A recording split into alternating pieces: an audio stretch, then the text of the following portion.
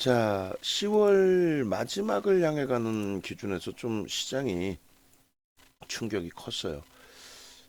이렇게까지 뭐 시장 충격을 줄 내용이 있을까라고 했을 때 사실 뭐 이렇게까지 시장을 충격을 줄 만한 내용은 없습니다. 없다라는 거는 아니 우리나라만 뭐 저러한 영향을 받는다? 뭐 어떤 추이 추세에 대해서 그것도 좀 웃기죠. 월봉 기준의 나우지수 기준도 뭐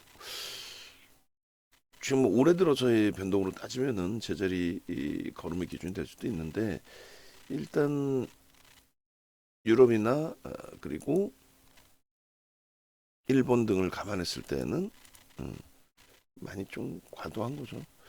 0056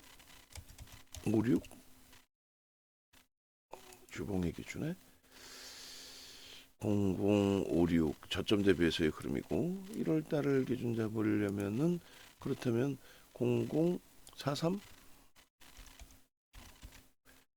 자, 그럼 1월 그 저점에서부터의 흐름이 돼요. 1월 올해 1월 정확하게 9.04% 상승이고 고점 대비해서는 10% 하락이고 그러니까 뭐 절반 조금 더 밀려 있는 상황이에요. 다우지수도 사실 지난해 말 대비해서는 뭐 그닥 오래 좋지는 않습니다. 근데 이제 다우지수는 30개 종목에 대한 주가 평균 방식인 거고 S&P 500 지수는 500개 종목에 대한 시가총액 방식이에요. 시가총액 방식이 맞는 거죠. 그리고 나스닥 쪽의 기준도 올해 22% 올라와 있어요. 고점 대비 12.81 빠져 있습니다. 여기에는 이제 뭐 대표적으로 엔비디아라든가 이런 쪽의 흐름이 매우 긍정적으로 형성이 된 거죠. 시가총액 그 상위 종목군들의 흐름에서 좀 놓고 보셔야 되는데 여기도 뭐 주봉 기준에 0043 이렇게 놓고 보시면 엔비디아가 올해 들어서 187%가 올랐습니다. 그리고 뭐 테슬라의 경우도 일단 100%는 올라왔는데 고점 대비해서 이제 조정이 있는 거죠. 그리고 MS 시가총액 2위입니다. MS사가 사상 최대치 고점을 넘겼고 올해 49%. 그러니까 엔비디아가 올해 가장 탄력을 받은 거죠, 사실. 엔비디아 뭐 상승률도 그렇지만은 앞전 고점 부분을 월등하게 뛰어넘고 들어올린 거예요. 거기에 이제 알파벳 같은 경우도 충격을 받긴 했습니다만 올해 들어서 뭐 MS사와 마찬가지로 사상 최대치 고점을 뚫지 못했어요. 그 언저리까지 움직임을 가져간 겁니다. 그러니까 글로벌 시장에서의 그 시가총액 상위 종목군들의 저 추이 추세 흐름도 꼭 놓고 볼 필요가 있어요. 그래야 어느 쪽에서 시장을 견인했는지에 대한 그 기준을 잡을 수가 있죠. 들여다볼 수가 있고 결론적으로 지금 시가총액 부분의 최상위 부분에 놓여져 있는 쪽이 애플, 마이크로소프트 그리고 사우디 아람코의 뭐 사우디 거고 그렇게 해서 뭐 애플 같은 경우에도 올해 기준에서 34%니까 애플이라든가 MS라든가 그리고 알파벳이라든가 똑같이 흘러갔어요. 결론은 이제 엔비디아의 강세가 시장을 견인했다 이렇게 보실 수 있는 거고 그리고 테슬라 75% 조정 이후에 탄력이었죠. 그러니까 아마존 그러니까 기술주는 올해 다 강했다는 거예요. 나스닥이 여전히 뭐 올해 들어서 22% 올라온 것처럼 또 메타 같은 경우가 이제 시가총액이 미국 시장에서 6위 업체가 되는데 메타의 경우에도 잠시만요. 메타 페이스북으로 설정이 되는데 어찌됐든 나중에 제가 저기를 따놓을게요. 약자를 따놓고 그렇게 해서 메타도 한번 보는 걸로. 메타도 실적 발표 나오고 실적에 대한 전망치 대비 긍정적으로 형성이 돼 있었기 때문에 긍정적인 해석이 진행이 됐고요. 그 다음에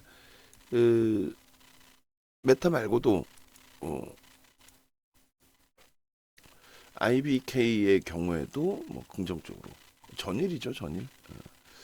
그렇게 해서 뭐 반도체 업체들도 뭐 쭉 보실 수 있는데 AMD라든가 그래서 올해 지금 현재 기준에 56% 고점 대비 많이 미끄러져 있긴 합니다만 56% 올라와 있는 그런 상황인 거고.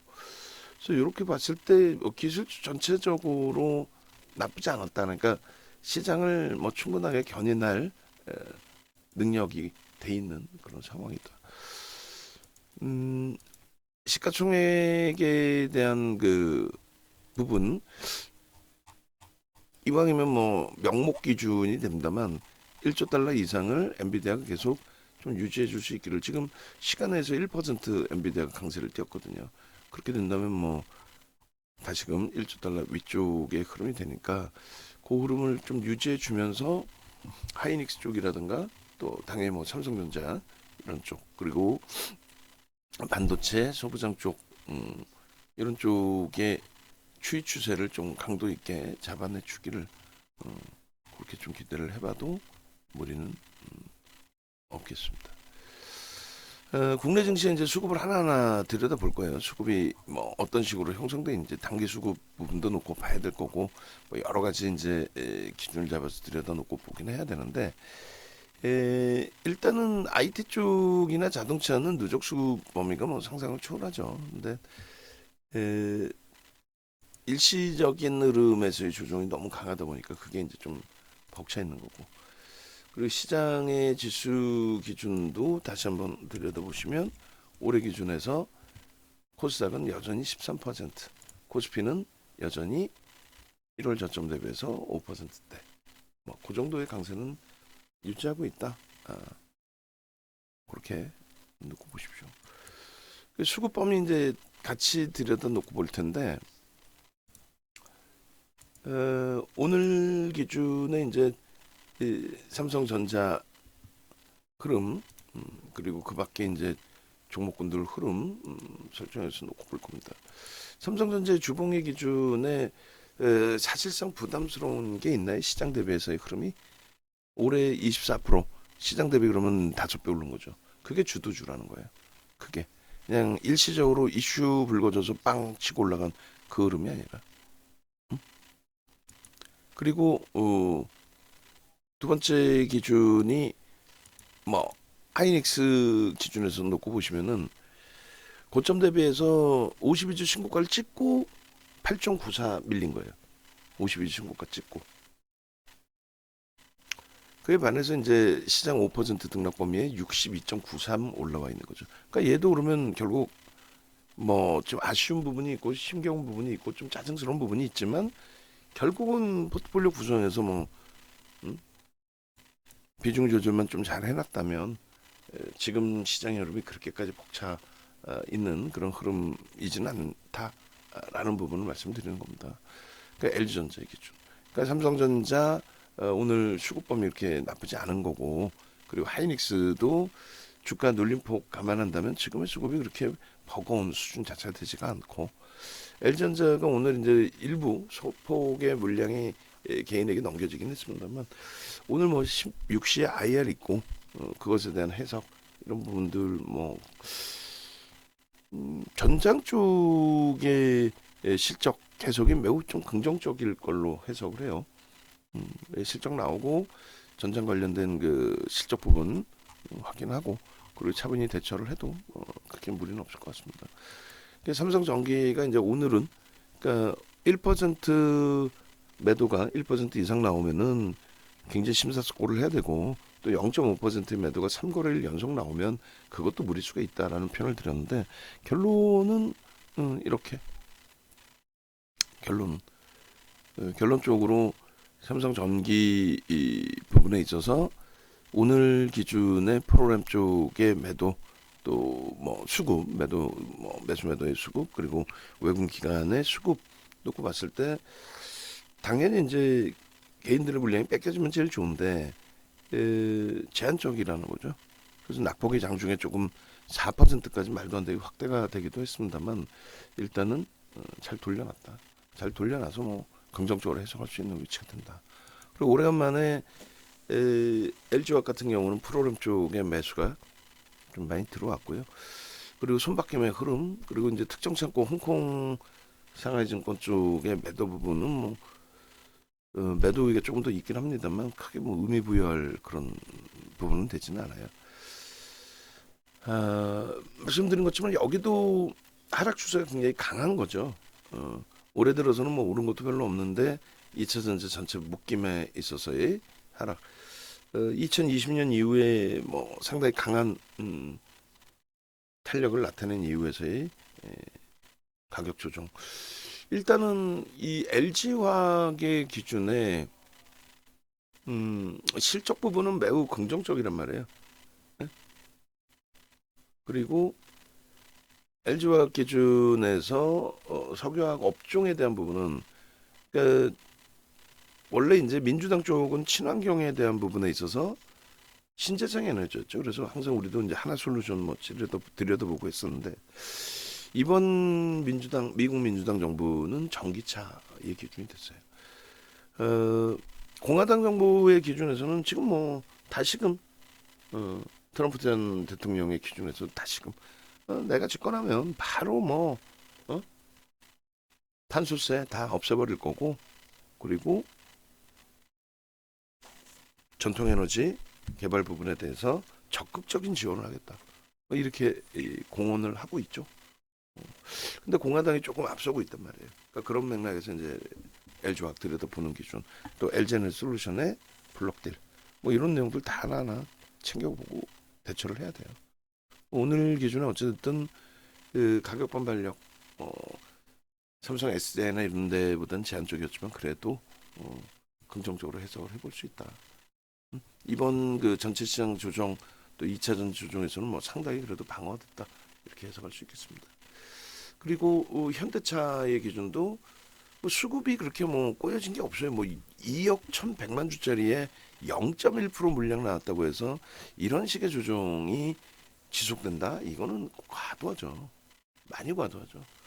일단 뭐 기술적인 추세에 있어서는 뭐 무너져 내린 게 맞습니다만 누적적인 뭐 수급 범위 대비해서 과한 부분은 언제든지 가볍게 이제 돌릴 수가 있으니까 그런 맥락에서 좀 놓고 보자는 거예요. 그리고 뭐 기술적으로 뭐 예를 들어서 하이닉스 같은 경우도 저꼬리 절반 정도까지 12만 2,500원 정도 달고 돌려달라고 했더니 그냥 아쉽게도 저렇게 마감됐습니다. 근데 뭐 잉태형이 되든 뭐 눌리고 시작할 가능성이 제한적이니까 갭상승 이후에 탄력을 받아서 뭐 꼭 일봉이나 주봉 기준의 어떤 특징적인 캔들의 모양새가 아니다 할지라도 전체 추이 업황에 대한 해석 수급은 매우 뭐 긍정적이니까 그렇게 놓고 대하시면 될 것 같습니다. 기아도 마찬가지예요. 기아도 한동안 강세를 띄다가 이제 재차 이탈이 되면서의 흐름인데 올해 들어서 50% 이상 올라왔다가 고점 대비해서 13% 밀린 거예요. 이번 조정에서는 뭐 시장이 어쨌든 고점 찍고 나서 2,400포인트대에서 거기서부터도 꽤 많이 미끄러졌죠. 종가의 기준에서. 근데 뭐 기아의 경우에 낙폭이 일단 8%의 기준이기 때문에 시장 대비해서 아주 뭐 버거운 그런 흐름은 아니다라고 해석을 할 수 있어요. 오히려 이제 실적 그리고 나머지 그리고 현대인프라코 좀 충격적이었죠. 사실상 1% 이상 나오고 어제 너무 많이 깨져 내려갔고 그다음에 성우하이텍은 뭐 지속적으로 잡아갑니다. 뭐 실적 뭐 상상을 초월하니까 저 고점을 찍었을 때 그 수급 기준이 유지가 되고 있는데 여기도 이제 거래가 오늘 정도 수준이 아니라 더 터져야죠. 월등하게 터지면서 움직임 나올 때 그때 추이 추세 강화 부분을 다시 한번 확인해보고 지금은 이제 관망 있는 물량도 이제 비중을 일정 범위는 이제 조정하는 쪽으로 그리고 거래 터지면 목표 주가 그때 돼서 다시 이제 또 설정을 하는 걸로. 한미반도체의 기준에 오늘 수급이 프로그램 쪽에 18만 주의 매도가 있었습니다만 기관에서 그래도 소폭 매수를 해준 부분이 있고 외국인도 언제든지 프로그램 통해서든 뭐 자체적으로든 매수가 들어오는 쪽이에요. 지금 뭐 0.2% 정도 물량에 많이 맞은 거죠 사실. 주간 단위에서 과도합니다. 이런 부분은 이제 좀 빠르게 돌려놓을 수 있다. 전체 기술적인 추이 추세는요 전혀 뭐 문제될 건 없죠. 여기도 성장성에 대한 HPSP 마찬가지입니다. 오늘 뭐 참나 어처구니 없는 거죠 지금. 25일 날 100만 주, 그러고 나서 26일 날 개인에게 130만 주인데 저기에 이제 기타 법인이 50만 주 이상. 그리고 오늘 기준에 외국 기관 쌍끌이로 또 사요. 그러니까 HPSP에 대한 전망 자체는 부정적이지 않다라는 거였는데 이슈 범위에 어제 같은 경우는 너무 민감하게 반응을 한 부분이 있고, 이게 뭐 월요일 기준에서는 가급적이면 좀 강한 탄력을 보여주면서 좀 주가를 견인해 줄 수 있는 그런 흐름이 나와줬으면 하는 바람입니다. 주성 엔지니어링 마찬가지 수급이 오늘 뭐 프로그램 쪽에서 많이 나오고 많이 꼬여지긴 했는데 전체 추이로 놓고 볼 때 오늘 장중에 포스코 DX 해석해드린 것처럼 얘가 어떤 뭐 하락 추세로 완전히 전환돼 있다 이렇게 해석하기는 어렵죠. 일단은 IT는 어지간한 기준에서는 가지고 가는 걸로. 얘도 오늘 뭐 어제 오늘 너무 많이 두들겨 맞았는데 또 수급도 많이 꼬여져 있고요. 얘도 마찬가지야. 어지간하면 가져간다. 그리고 오늘은 오늘로 끝나는 거예요. 응? 그러니까 뭐 HPSP 같은 경우도 하루에 100만 주의 프로그램 매수 들어오고 뭐 시간 내에서 블록들 얘기 나오고 또 시장 깨지고 하면서 매수 100만 주 들어온 그 의미를 부여하지 못하고 그 다음날 오히려 또 매도가 130만 주 개인에게 넘겨주고 또 오늘은 외국인만 또 50만 주 이상 또 편입의 기준이 잡히고, 그러니까 그게 연속성을 주면 좋은데 추이 추세 매매하기도 좋고, 근데 꼭 그렇지만은 않다. 대형주의 기준에 포지션 정리할 쪽은 정리하는 거고 새로 또 채우는 쪽은 채우는 거니까. 그럼 뭐 이 정도면 이제 우리의 기준은 다 잡히게 된 거고요. 나머지 뭐 2차 전지 소폭 보게 되면은 결론적으로 이제 펀더멘탈이 뒷받침 안 된다 그랬어요. LG 에너지 솔루션도. SDI가 이제 가격 반발력이 좀 나오고는 있습니다만 이쪽의 흐름도 이제 실질 자기 자체 실적이 있어요. 그 실적 그 기준에서의 흐름이 연출돼 있는 거고. 에코프로 또 에코프로 BM 요 수급은요 공매 대차 상한 부분이 많아요. 그러니까 뭐 야 매수 들어왔다 매수 들어왔는데 왜 반등 안 나오지? 떨어지는 물량 위주로 사죠. 그들이 바보도 아니고 공매도 때린 거 상환하면서 뭐 위로 막 싸울 일 그럴 필요까지는 없잖아요. 그들 자체가. 그러니까 에코프로 BM 또 포스코 DX 포스코 홀딩스 그다음 피스챔 그리고 포스코 DX. 포스코 DX 같은 경우는 이제 어제 기준의 흐름에서 일부에 이제 힌트를 갖는 거죠. 뭐 공매도 상한 부분도 있었겠습니다만 뭐 어쨌든 그 자락에서 많은 물량을 받아갔다라는 부분이 나쁘지 않다는 거예요. 유통 물량이 얘는 그렇게까지 많지는 않거든요. 뭐 하여간 뭐 결론적으로 오늘 올라왔으니까 뭐 긍정적으로 해석을 해서 따지는 거고요. 나머지 금양이라든가 이런 쪽 추가적으로 조정을 받더라도 시가총액 700억으로 내려가더라도 이상할 거 없죠. 시가총액 700억일 때하고 지금하고 바뀐 게 하나도 없어요. 주가를 조작해서 장난쳐서 자사주 1650억에 팔아먹고 전환 물량 800만 주 10만 원이면 8천억입니다. 20만 원 가서요 얘가 19만 4천 원. 그럼 얼마예요? 1조 6천억을 해먹은 거예요.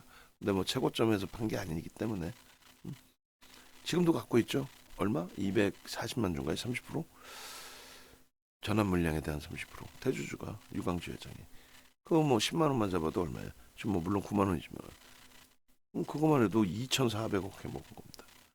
그렇기 때문에 이런 종목 다시 이제 제자리로 내려와도 이상할 거 없습니다.